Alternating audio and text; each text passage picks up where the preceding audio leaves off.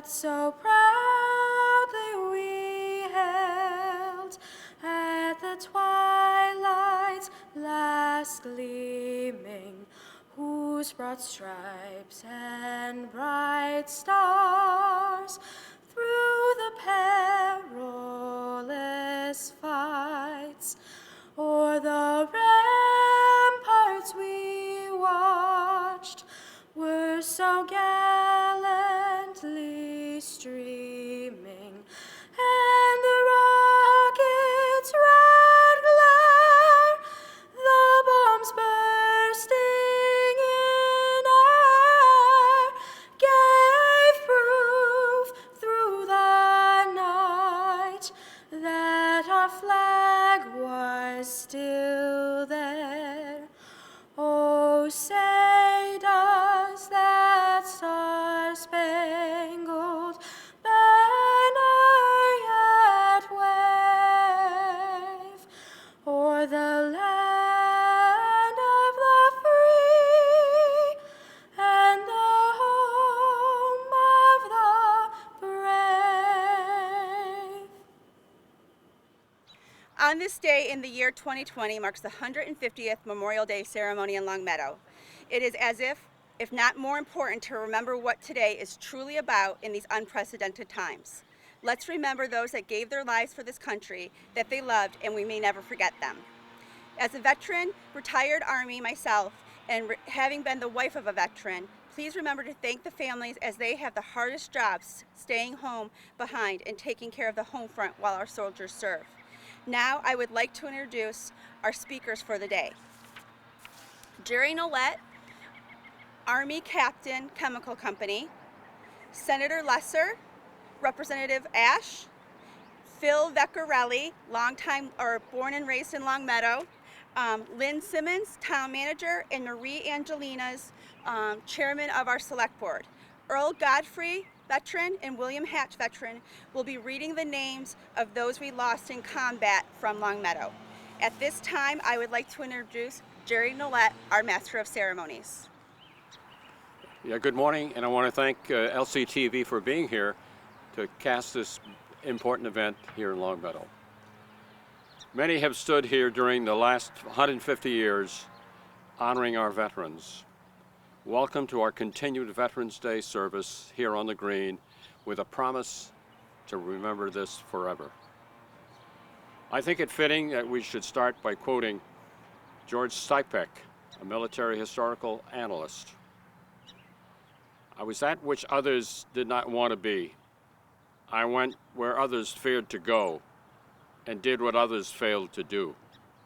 I asked nothing from those who gave nothing, and reluctantly accepted the thought of eternal loneliness, should I fail. I've seen the face of terror, felt the stinging cold of fear, and enjoyed the sweet taste of a moment's love. I have cried, pained, and hoped, but most of all, I have lived times others would say were best forgotten. At least someday, I'll be able to say that I was proud of what I was, a soldier." The Medal of Honor, America's highest military decoration, was first cast during the Civil War. In War and Peace, almost 3,400 men and one woman have earned this decoration. Recipients have been judged to have performed outstanding individual acts, feats of bravery that have set them apart from all their comrades. The nation approved 433 Medal of Honor during World War II, including one to Corporal Edward Wilkin of Longmeadow, who was buried in the Longmeadow Cemetery.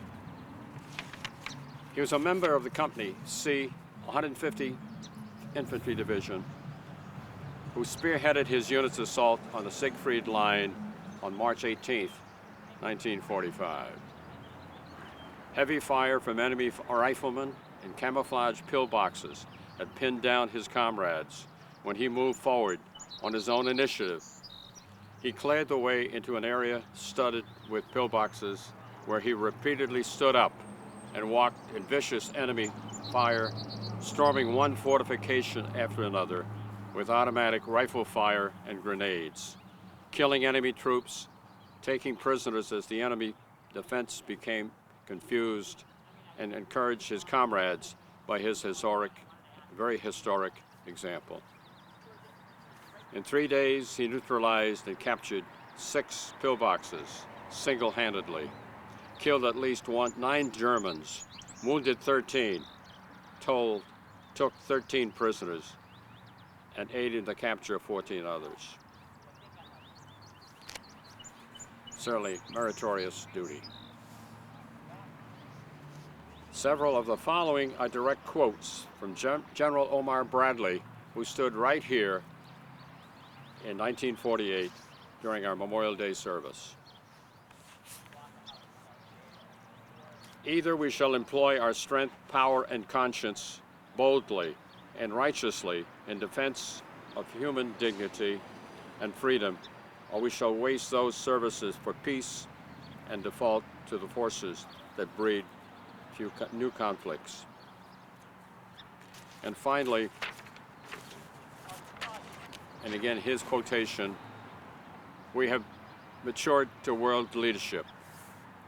It is time we steered by the stars, not by the lights of each passing ship. Today we honor all those who have served and thank them for their service. Thank you for being here.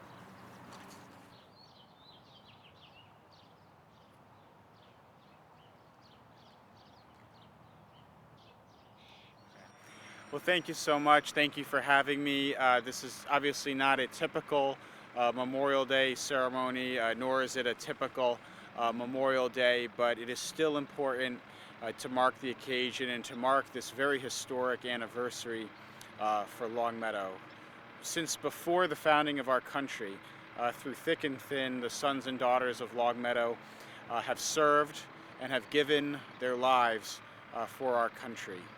Since before the Revolutionary War, through the Revolutionary War, and every armed conflict since then, our families have stepped up in the times of greatest need. And I would just point out that we are in such a challenge now. It's different maybe than other challenges our community or our country have faced, but it is nonetheless going to be a historic struggle, both in the next few weeks, the next few months, and really the next few years, as our country, as our state, as our community recovers.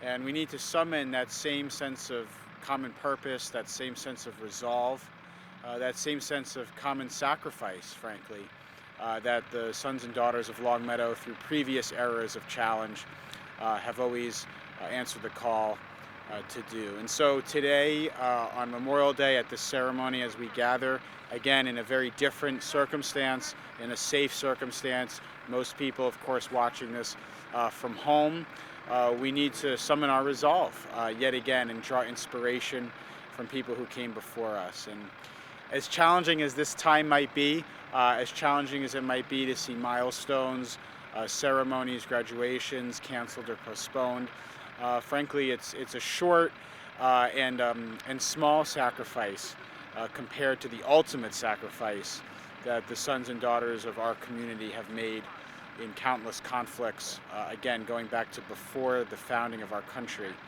And they did that so that we could be here today and live in peace together. So I want to thank Longmeadow, I want to thank the town for their leadership putting this together. And I hope everybody at home is staying safe and staying healthy and taking care of your loved ones during this period. Thank you. Hi folks, thanks for tuning in to help celebrate our 150th Longmeadow Memorial Day ceremony. I know these are awkward times and people are making sacrifices everywhere. I've had the opportunity and the privilege and pleasure of speaking at this ceremony 15 to 20 times over the years. And I always love the crowds, as everybody here does. But obviously we know times are different right now, and everybody's making sacrifices, some much greater than others. So we wanted to make sure our veterans get recognized, the veterans who gave their lives from 150 years ago to today, the ones that continue to go over and fight for us. So when we're home, if you have time to reflect, over the past couple months, that's what I've been doing. I've been thinking about the sacrifices others have made so we can still be here today. So even during a pandemic, we can come out on the green, be safe, socially distanced, but still be able to recognize and celebrate our veterans, the ones who've lost their lives. So I hope people have the time to remember those who gave their lives so we could have our freedom to have this country. I hope everybody thanks a veteran if they know them and their family. Hug them, love them, kiss them, celebrate them. I know we're early on Memorial Day, but please remember all the sacrifices that were made. God bless each and every one of you. God bless America. Thank you. God bless America, land that I love. Stand beside her and guide her through the night with the light from above. From the mountains to the prairies, to the oceans wide with foam. God bless America, my home, sweet home. God bless America, my home, sweet home. I was born and raised in Longmeadow, so I know this place quite well. It has a lot of fond memories, especially Memorial Day and the relatives that served in World War II and myself in the Vietnam War. It has special meaning. I can think back in the 50s when I had the opportunity and the enjoyment of escorting General Omar Bradley down Longmeadow Street from St. Mary's to here with a caisson and a small group from the high school at the time, which was the new high school. And so it brings back a lot of memories. The place has changed for the good.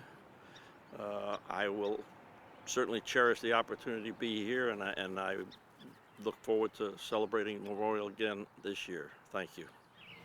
This year marks the 150th Memorial Day ceremony in the town of Longmeadow. Plans had been in the works for a much more detailed ceremony to mark this occasion. And unfortunately, those plans had to be set aside in response to the COVID-19 health pandemic. And while we can't honor this day the way we had all wanted, it is important to mark the significance and pause to honor the men and women who have served and made the ultimate sacrifice. Originally called Decoration Day, from the early tradition of decorating graves with flowers, wreaths, and flags, Memorial Day is a day for remembrance of those who have died to serve our country. It was first widely observed on May 30th, 1868, to commemorate the sacrifices of Civil War soldiers by proclamation of General John A. Logan of the Grand Army of the Republic, an organization of former Union sailors and soldiers. During that first national commemoration, former Union General and sitting Congressman James Garfield made a speech at Arlington National Cemetery, after which 5,000 participants helped to decorate the graves of more than 20,000 Union and Confederate soldiers who were buried there. This event was inspired by local observances of the day that had taken place in several towns throughout America in the 3 years after the Civil War. In 1873, New York was the first state to designate Memorial Day as a legal holiday. By the late 1800s, many more cities and communities observed Memorial Day, and several states had declared it a legal holiday.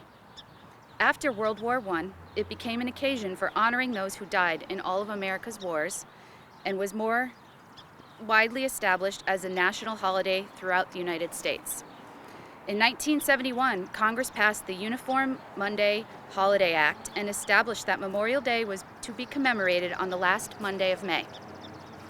The significance of the 150th anniversary of the Memorial Day ceremony speaks to the community's commitment to honor the residents of Longmeadow who have lost their lives while serving our country.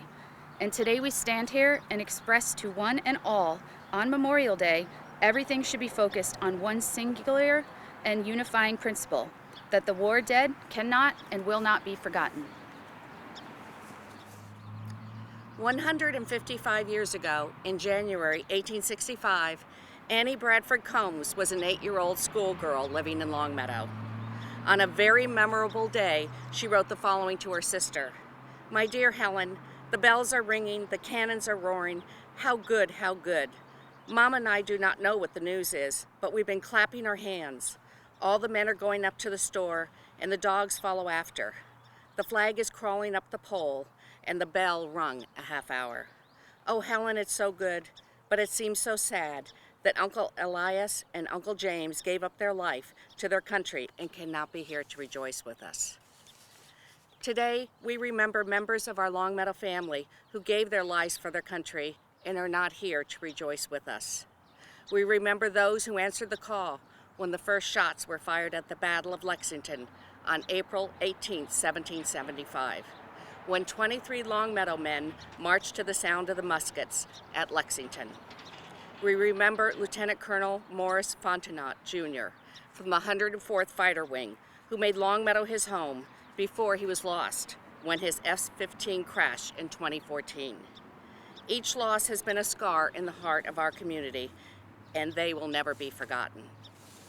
The losses incurred during the Civil War were especially hard when our small farming community sent 166 Longmeadow men to fight for our country, and 26 did not come home.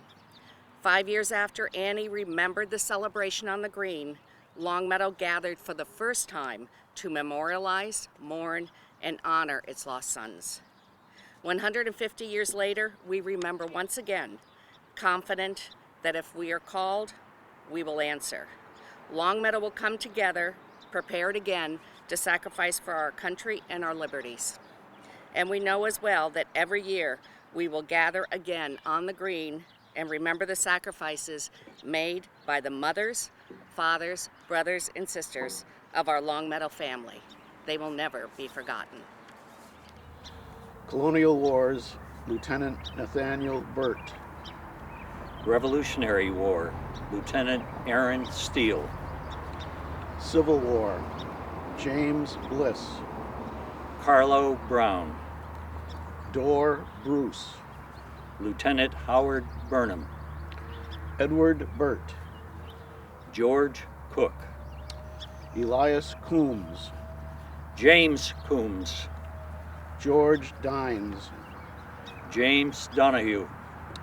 Samuel Irvin. Ashel Gage Jr. Elisha Gross. Michael Harris. Alfred Hitchcock. Nathaniel Knox. Ethan Lathrop. George Miller. Timothy Mullen. John Shea. William Smith. Frank Stebbins. Myron Taylor. Nathaniel Taylor. James Twiss. Edmund Warner. Levi Warner. World War I. George A. Beale. Lieutenant R. McNair. Albert T. Wood. World War II. Thomas Balise. Marshall Gibo. Richard Hale. Charles Hinkson. Charles Hutchinson. Harold Lavelli. Ben Loving. John Monroe. Arthur Pickett. Whitney Russell. Irwin Schott. Richard Thomas. Edwin Voorhees. Morgan Wesson. Edward Wilkin, recipient of the Congressional Medal of Honor.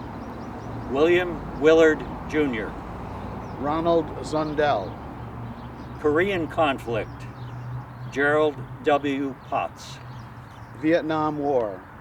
Ralph H. Hines. Thomas K. Kemp. John A. Sickle III.